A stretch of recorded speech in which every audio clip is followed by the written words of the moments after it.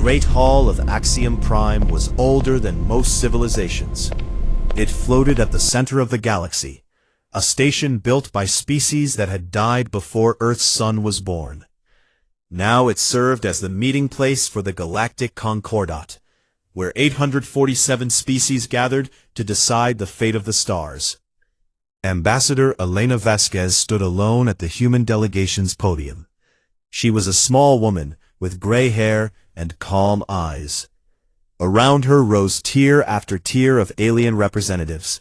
Some had scales, some had shells, some existed as clouds of light or masses of crystal. All of them were looking at her.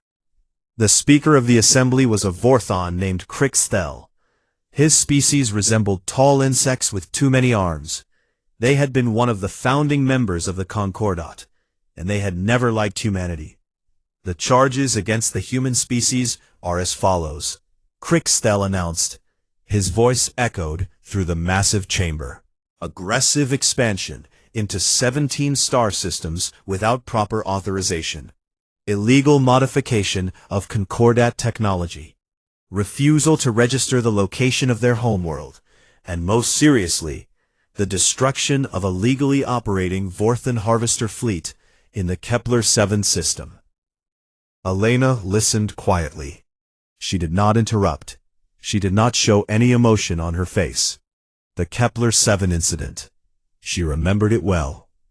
A Vorthan harvester fleet had arrived at a planet where simple creatures were just beginning to build their first cities. The Vorthans had the legal right to harvest such worlds. It was an old law, written by the elder species long ago. They could take the resources, they could take the creatures themselves, for labor or for food. A human colony ship had been passing through the system.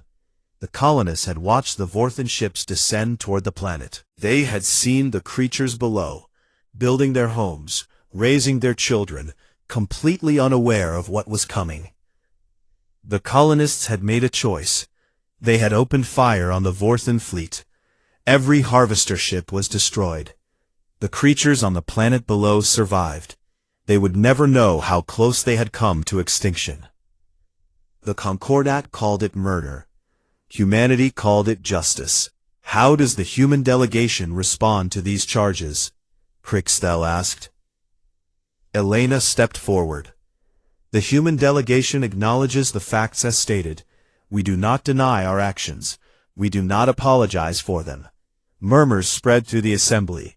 Several species had expected begging. They had expected humans to grovel and promise to behave better. That was what young species did when the elders were angry. Elena continued. The creatures on Kepler-7 were intelligent beings. They had families, they had hopes. The Concordat law that allowed their slaughter is not justice. It is convenience for the powerful. Crixthel's many arms twitched with anger. You dare to lecture this assembly on justice?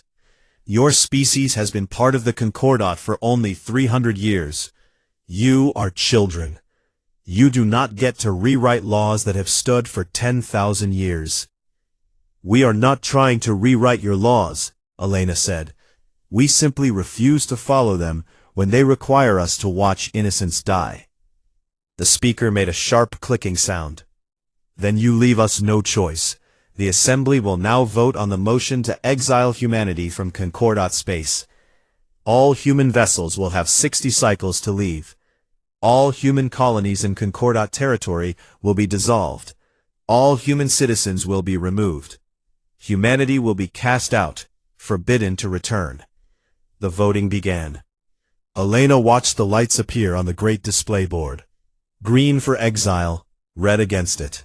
Yellow for abstention. The Vorthons voted first, green. Then the Crystalline Dominion, ancient beings who lived in asteroids and had no love for warm-blooded species, green. The Sylph hierarchy, snake-like creatures, who had built their empire on slavery before the Concordat made them hide it, green. One by one, the elder species voted, green, green, green.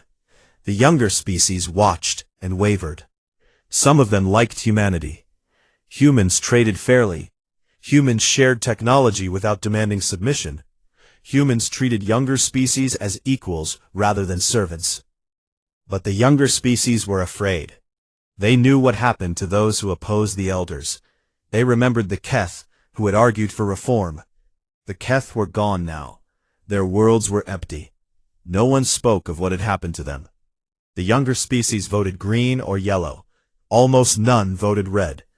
Elena watched the numbers climb. She had known this was coming for a long time. Everyone in human leadership had known. The final count appeared on the display.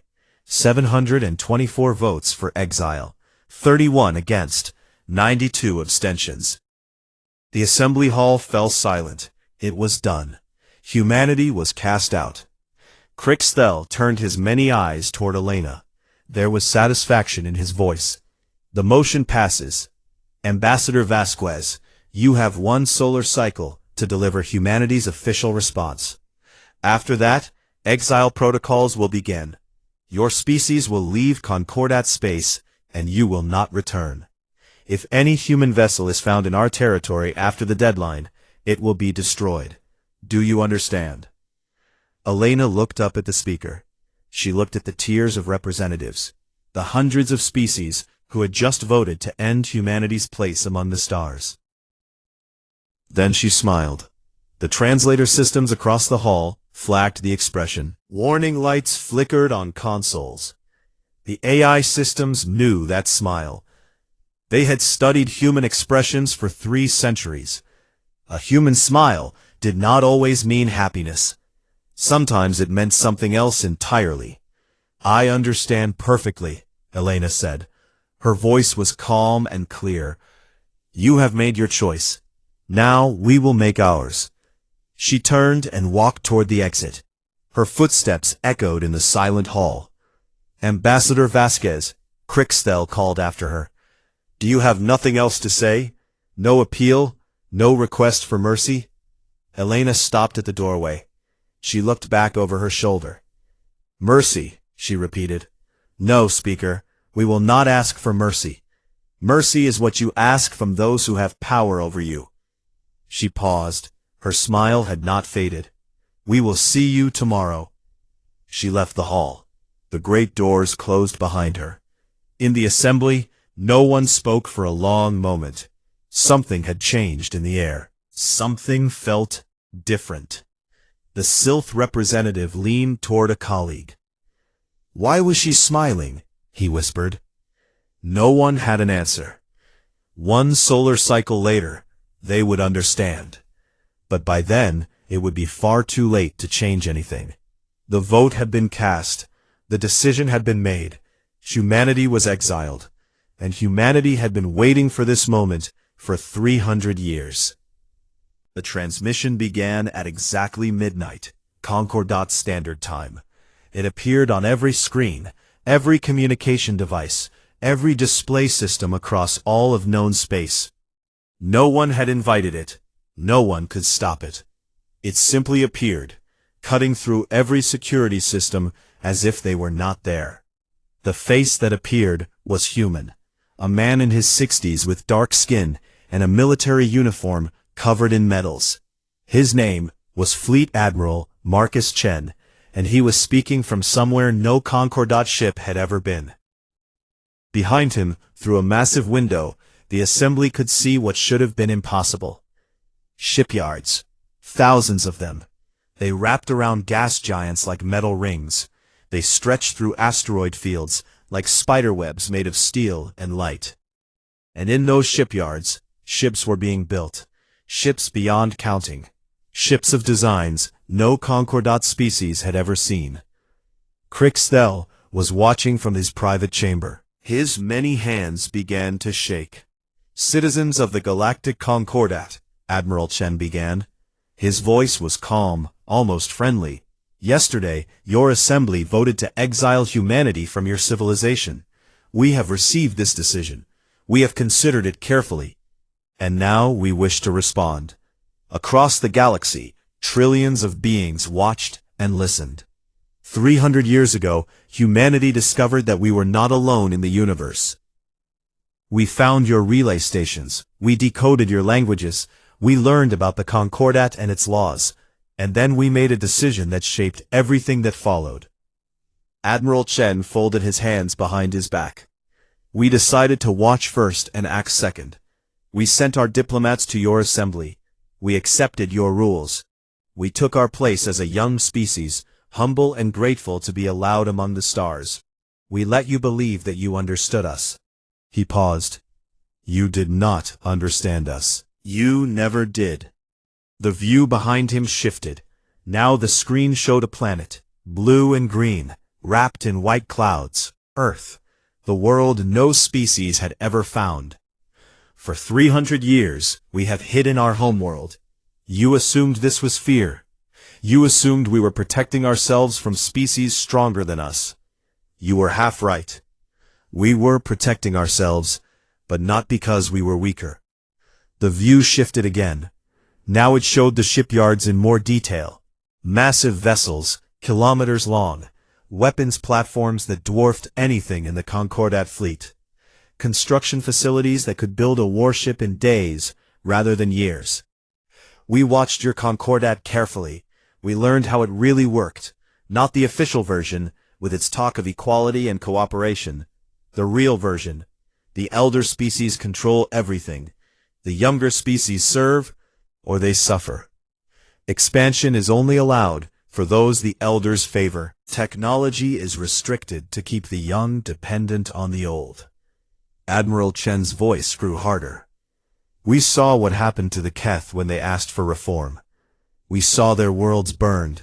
We saw their people scattered and destroyed. The Concordat pretends they never existed now, but we remembered them. In the assembly hall on Axiom Prime, representatives shifted uncomfortably. The Keth were not supposed to be spoken of. That was an old agreement, an old shame. We understood that the Concordat would never accept humanity as equals. We were too different. We grew too fast. We asked too many questions. Eventually you would find an excuse to destroy us, just as you destroyed the Keth. It was only a matter of time. Admiral Chen smiled. It was the same smile Elena had shown in the assembly hall. So we prepared. While your diplomats talked and your merchants traded, we built. We built ships. We built weapons. We built industries that your species cannot imagine. We let you think humans were primitive upstarts, struggling to survive in your mighty civilization. It was a useful lie. He gestured at the shipyards behind him. This is the truth. This is what humanity built while you were busy feeling superior. We have more ships than your entire Concordat fleet combined. We have weapons you have never seen. We have technology we never shared with you. Crixthel felt cold spreading through his body. This could not be real. Humans were weak. Humans were primitive. Everyone knew this. And yet, Admiral Chen continued, we did not want war. We still do not want war. We hoped that we were wrong about the Concordat. We hoped that given time, your elder species would learn to accept others as equals. We hoped that we would never need to reveal what we had built. His expression darkened. Yesterday you proved our hopes were foolish. You voted to exile us. But we know what exile really means. First, you cast out the species. Then you divide their colonies among yourselves. Then when they are scattered and weak, you destroy them. We have watched you do this before. We will not let you do it to us. The transmission shifted again. Now it showed a map of the galaxy. Every Concordat world was marked. Every station. Every fleet position. We know where you are. All of you. We have always known. We have watched your movements. We have mapped your defenses. We know your secrets. Admiral Chen leaned forward. You voted to exile us from your civilization. Very well. We accept. But understand what this means. We are not leaving in shame. We are not running in fear. We are simply done pretending. He straightened. Tomorrow, Ambassador Vasquez will deliver our terms. They are not requests. They are not suggestions. They are the rules by which humanity will now operate. That is your choice. But know this, we will not beg. We will not negotiate, and we will not forgive what you have tried to do to us." The transmission ended. Across the galaxy, silence fell. In homes and ships and stations, beings of every species stared at dark screens and tried to understand what they had just seen. In the assembly hall on Axiom Prime, Crixtel sat alone in the darkness. His hands would not stop shaking. They had made a terrible mistake. He understood that now, but it was too late to take it back. Humanity had been watching.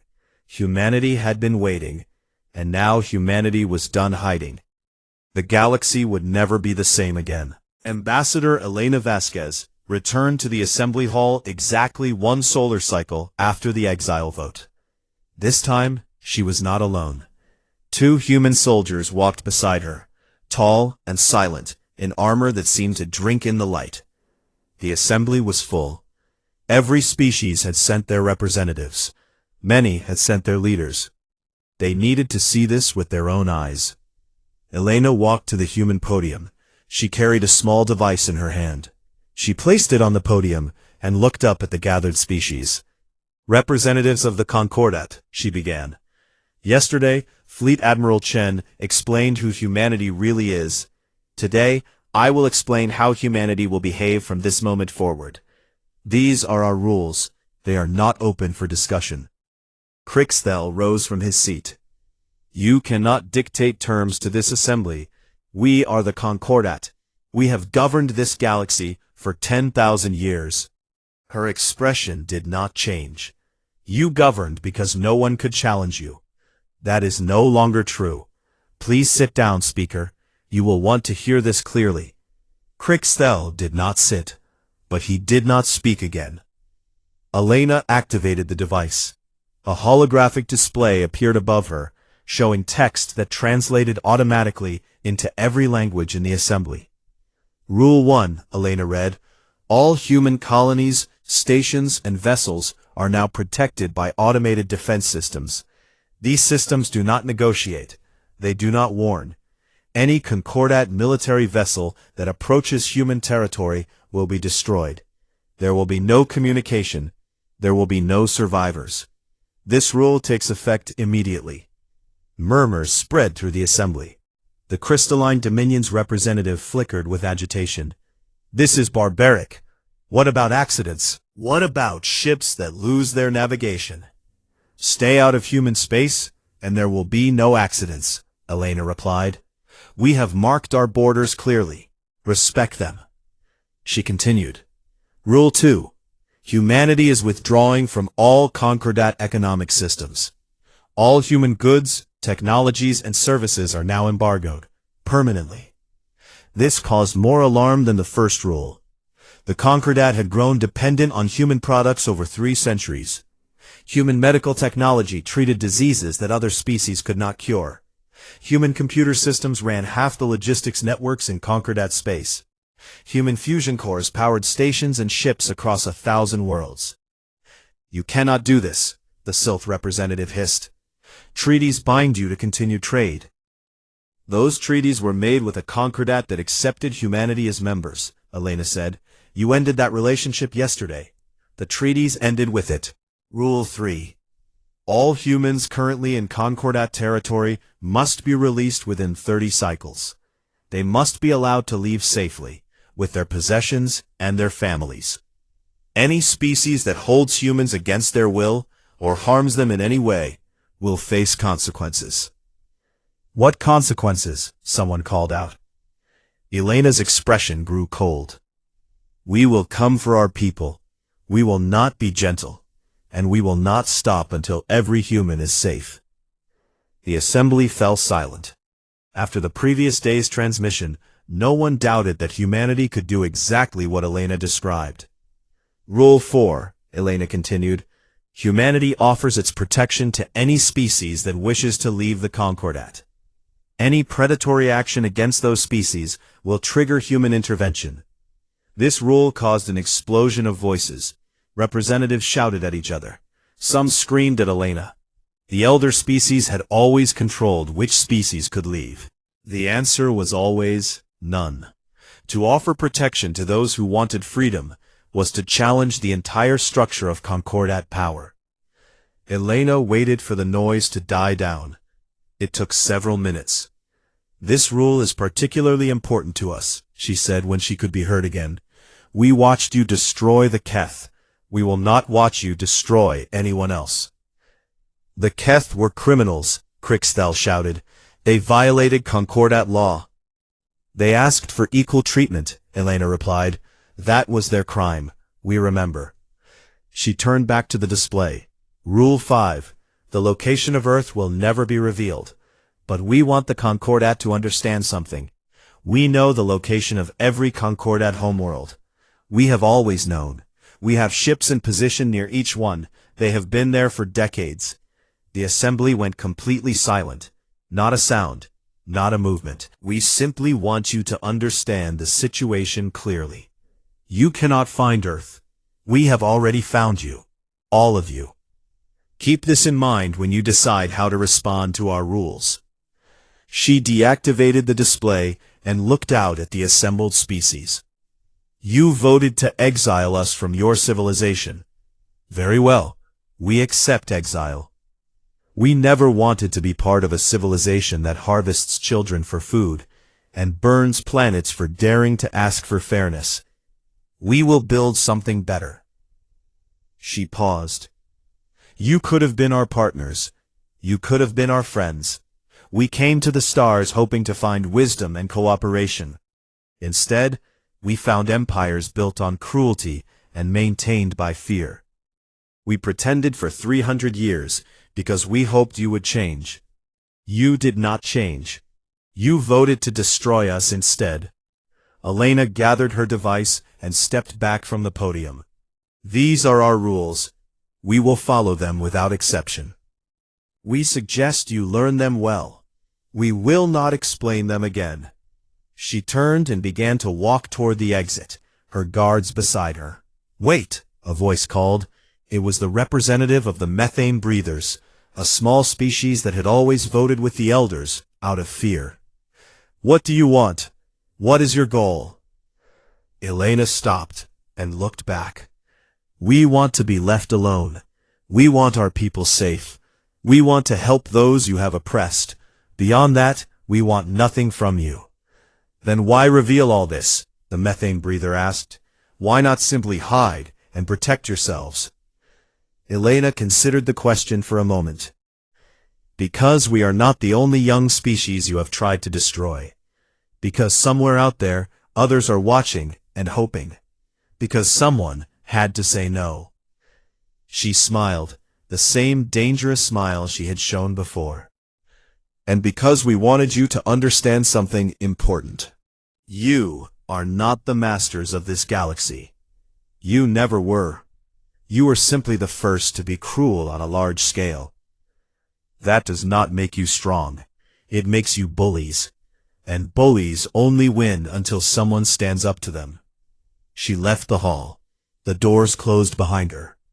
The assembly sat in silence, trying to understand what had just happened. Their civilization had ruled the galaxy for 10,000 years. In one day, everything had changed, and the worst part was, they had done it to themselves. The collapse did not come with fire and explosions. It came with silence and empty shelves. On the third day after humanity announced its rules, the medical stations on Vorthan Prime began to fail. The machines that treated the sick needed human-made parts to function. No parts were coming. The Vorthan Medical Council sent urgent messages to human trading posts. The messages went unanswered. On the 7th day, the transport networks of the Crystalline Dominion began to slow. Their logistics systems ran on human software. Without human technicians to maintain them, errors multiplied. Ships arrived at wrong destinations. Cargo rotted in holds. Factories waited for materials that never came. On the 12th day, the power grid of Sylph Prime experienced its first blackout in 800 years. Half their stations used human fusion cores. Those cores needed maintenance that only human engineers could provide. The Sylph had never bothered to learn how. Why would they? The humans had always been there to serve. Across the Concordat, the same pattern repeated. Humanity had spent 300 years making themselves useful, essential, irreplaceable. They had done it deliberately. Every trade deal, every technology transfer, every helpful service had been part of a larger plan. Make the Concordat depend on us. Then, when they try to destroy us, let them feel what life is like without us. The elder species screamed at their governments, "Fix this, find alternatives, build our own systems." Their governments tried, but you cannot replace 3 centuries of development in a few days. You cannot rebuild supply chains overnight. You cannot train engineers who never needed to exist. Crixtel watched reports flood into his office. Economic projections fell like stones dropped from towers. Species that had been loyal to the Concordat for millennia were sending angry messages, demanding to know why their hospitals were failing and their ships were not flying. Someone had to do something. Someone had to show that the Concordat was still strong. Crixtel called a meeting of the Vorthan Admiralty. They gathered in the war room on Vorthan Prime, surrounded by displays showing fleet positions and strength calculations. "The humans are bluffing," Crixtel declared. "They cannot have defenses everywhere. They cannot respond to everything. We must test them.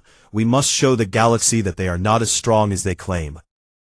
Admiral Vrex Shen, the oldest and most experienced Vorthan military commander, studied the displays with worried eyes. "Speaker, I urge caution. The transmission showed capabilities we cannot match. If we attack and fail—" "We will not fail," Crixtel interrupted. "A colony on the edge of their territory. Something they cannot afford to defend heavily. Show the galaxy that the Vorthans are still to be feared." The Admiralty debated. Some agreed with Crixtel. Some sided with Vrex Shen. In the end, politics won. Too many Vorthan leaders needed to show strength. Too many careers depended on action. They chose New Brisbane, a small human colony on a moon circling a gas giant. Only 3 million inhabitants. Minimal military presence, according to Concordat intelligence. An easy victory. The fleet departed in secret. 40 warships, 200 support vessels, enough firepower to reduce the colony to ash. They arrived in the New Brisbane system on the 20th day after the Exile vote. The humans had said there would be no warnings. They were telling the truth. The first Vorthan ship died before it finished exiting hyperspace. Something hit it with a weapon that left no debris larger than a fist. The second ship followed a heartbeat later, then the third, then the fourth. Admiral Vrex Shen, watching from the command ship at the rear of the formation, saw his fleet disappearing like candles in a hurricane. Ships that had taken years to build were gone in seconds. Crews that numbered in the thousands simply ceased to exist. "Retreat!" Vrex Shen screamed. "All ships, retreat immediately." It did not matter. The human defenses did not care about retreat. They did not accept surrender. They simply continued firing until nothing remained.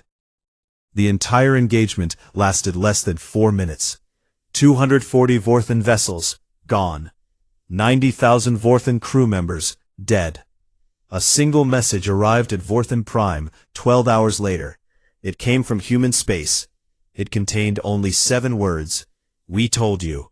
We do not repeat ourselves." News of the disaster spread across the Concordat like a wave of ice. The mighty Vorthans, founders of the Concordat, masters of 100 worlds, had sent their fleet against a small human colony. Not a single ship returned. The Sylph hierarchy saw opportunity in chaos. If they could capture humans on their worlds, they could use them as hostages. They could force humanity to negotiate. It was a plan that made sense to beings who thought of others as tools to be used. They sent their security forces to round up every human in Sylph space. There were about 50,000, living and working on various Sylph worlds. The plan was to gather them into detention centers and then announce the captures to humanity. The plan failed. The Sylph did not understand that many of the humans on their worlds were not merchants or workers. They were intelligence operatives. They had been living among the Sylph for decades, watching and waiting. When the security forces came, the operatives were ready. On 17 different Sylph worlds, the same thing happened. Security forces surrounded human homes and businesses. The forces prepared to move in. Then the forces died. The operatives did not use weapons that the Sylph could understand. They used technology that should not have existed. Targeted genetic attacks that only affected Sylph biology. Nanomachines that turned security armor into prisons. Communications jamming so complete that backup could not be called. By the time the Sylph hierarchy understood what was happening, it was over. Every human in their space was gone. The extraction ships had come and left before anyone could respond. Behind them, they left a message. Our people are not hostages. Do not make this mistake again. Meanwhile, something else was happening. Something the elder species had not predicted. The younger species were watching. The small ones. The ones who had been exploited for millennia and had never dared to resist. They saw the Vorthons humiliated. They saw the Sylph outmaneuvered. They saw humanity standing alone against the entire Concordat and winning. And they remembered what Ambassador Vasquez had said. Humanity offers its protection to any species that wishes to leave. On the 25th day, the first delegation arrived at human space. The methane breathers, a small species that had been forced to mine their own worlds for Concordat profit. They came in old ships held together by hope and desperation. Human vessels met them at the border, not with weapons, but with escorts. They guided the methane breathers safely into human territory. More delegations followed. The reef dwellers, aquatic beings whose oceans had been polluted by Concordat industry. The stone singers, silicon creatures who had been stripped of their worlds for their mineral-rich bodies. The night flyers, who had been hunted nearly to extinction for sport by Vorthan nobles. They came seeking safety. Humanity gave them more. Humanity gave them homes. Humanity gave them technology to rebuild. Humanity gave them respect. On the 30th day, the deadline for releasing human citizens passed. Every human in Concordat space had been accounted for. The species that cooperated were noted. The species that caused problems were noted too. The Concordat still existed, but it was hollow now, a body without blood. The elder species raged and threatened, but they did not attack again. They had learned what the Vorthans learned. Humanity did not bluff, and humanity was just getting started. 1 year had passed since the Exile vote. The galaxy had become unrecognizable. Fleet Admiral Marcus Chen stood on the observation deck of the station called New Dawn. Through the massive windows, he could see ships arriving from every direction, ships of different sizes and shapes. Ships belonging to 43 different species.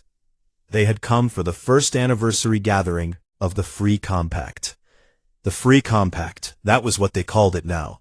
Not an empire, not a hierarchy, an alliance of equals, built on principles that the Concordat had always rejected. Every species had a voice. Every vote counted the same. No one was too small to matter. No one was too weak to deserve respect. Shen watched the ships dock and felt something he had not expected to feel. Pride, yes, but also peace. For 300 years, humanity had prepared for war. They had built fleets and weapons and defenses. They had expected to fight for their survival. Instead, they had won without firing a shot. Well, mostly without firing a shot. The Vorthans had forced humanity's hand, but that had been a lesson, not a war. A single terrible lesson that no one wanted to learn twice. The door behind Chen opened.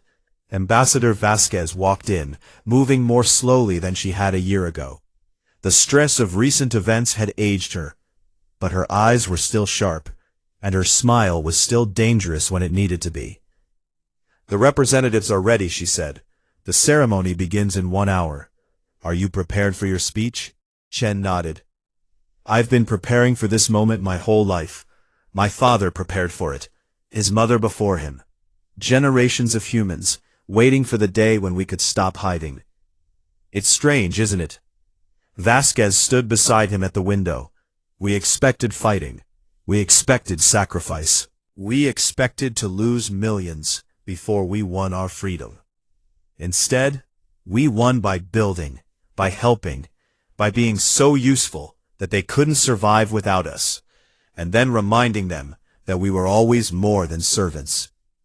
They watched the ships in silence for a moment. "What happens now?" Vasquez asked. "The Concordat still exists. The elder species still hate us. This isn't over." "No," Chen agreed. "It isn't over. But we've changed the game. The Concordat is weakened. Half their economy still hasn't recovered from losing human goods and services.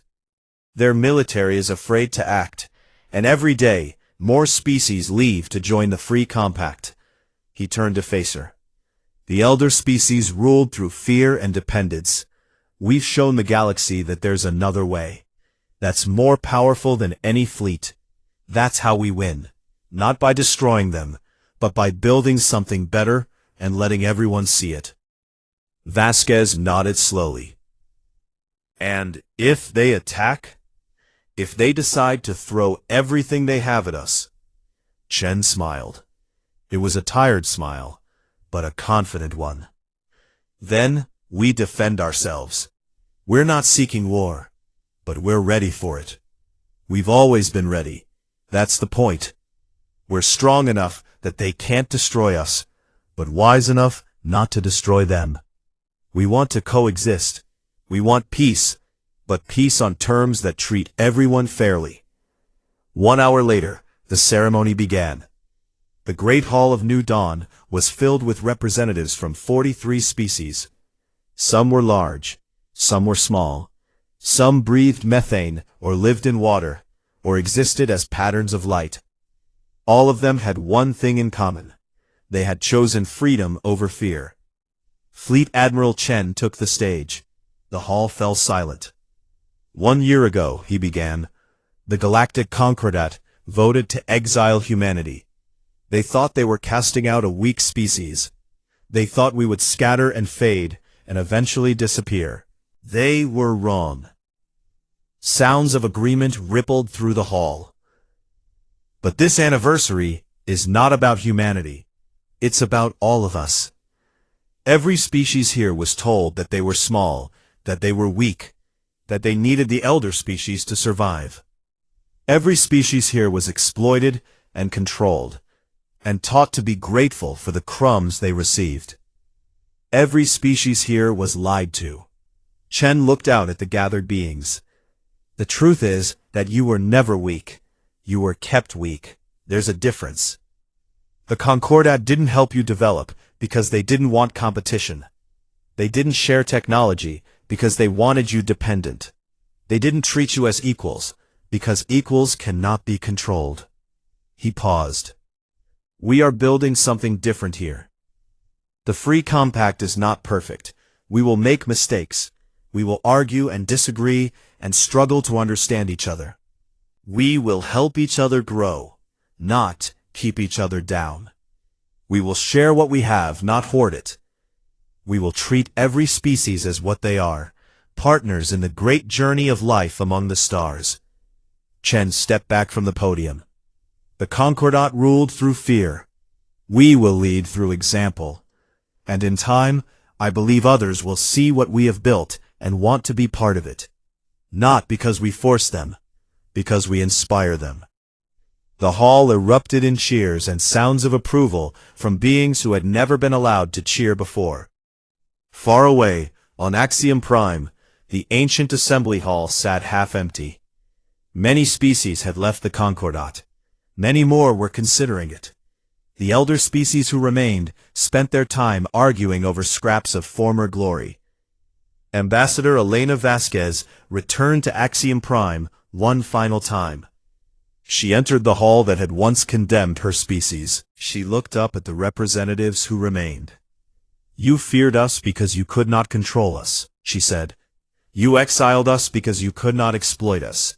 You assumed we would scatter and die, because that is what happened to every other species you have treated this way." She let her words hang in the air. "You were wrong." She smiled her dangerous smile one last time. "We do not seek revenge. We do not seek dominion. We seek only to exist freely, on our own terms, helping those you have harmed and building something better than what you offered. You could have had us as partners. You could have had us as friends. Instead, you taught us exactly who you are, and you taught the galaxy that there is another way." She turned and walked toward the exit. "The Concordat is not the galaxy," she called over her shoulder. "You are not the only future, and humanity is no longer asking for a seat at your table. We have built our own." The doors closed behind her. Outside, a human ship waited to take her home. Not to Earth, which remained hidden and safe. To New Dawn, where 43 species were celebrating their first year of freedom. Behind her, the Concordat continued to crumble. Not from attack, from abandonment. From the simple, undeniable truth that beings who are given a choice between tyranny and freedom will choose freedom. Humanity had not destroyed the old order. They had simply built a new one and invited everyone to join. It was, Ambassador Vasquez reflected, the most human victory possible. Not conquest, not revenge, just a simple statement, proven true by action. There is a better way, and we will help you find it. The ship rose into the stars. Behind it, a new era was beginning. Humanity was finally home.